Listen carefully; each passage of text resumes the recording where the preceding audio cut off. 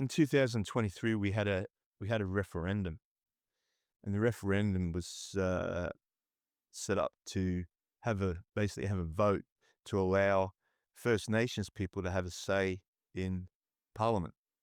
Anyway, it was knocked back, and I thought to myself, I mean, this doesn't come out in the novel or anything, but I thought it was so poor that, here's a peoples that have been living in the country for 60,000 years. And to have a say in Parliament, they're not going to be able to change laws or anything. It has to go through the Senate and all that type of thing. And I thought it was a bit poor that, it was knocked back by um, Australia. So there's a little bit of allegorical aspects in there that basically it doesn't preach, but what it does is it shows that here's some people that have been living in Australia for 60,000 years, and we've got things that we can learn from them still. So this is where that sort of like underlying allegorical, I suppose, teaching comes in, even though you never know it. As I said before, it's just an adventure, romantic treasure hunt, right?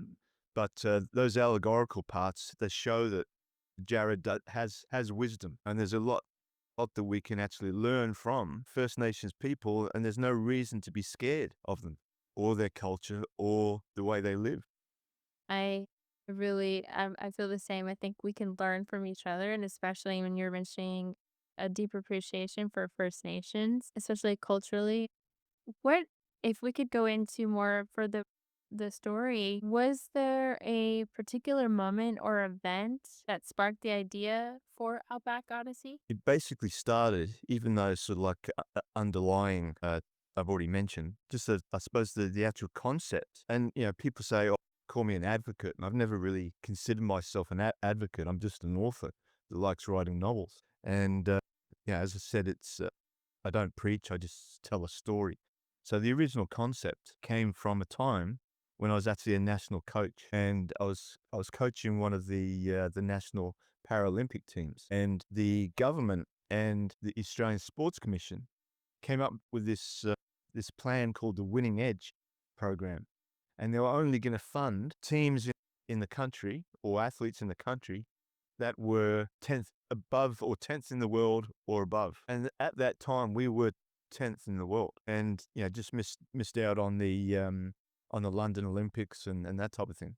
Anyway, so they actually decided to not fund the Pararoos, the national Paralympic team. And I thought, well, that's not really fair because we're 10th in the world. We're more successful. I mean, at that point, the Socceroos, the national able-bodied team, I think they were second in the world, and yet they were still going to be funded. So I actually went to public. So I went to the ABC, BBC, and it became a huge. I started a petition that had something like 80,000 people who signed it and that type of thing. Um, anyway, to make a long story short, they didn't stop the funding. I lost my job because I went public with it, and it went in the newspapers. It was on Channel 10 and all that type of thing, and I was quietly sacked.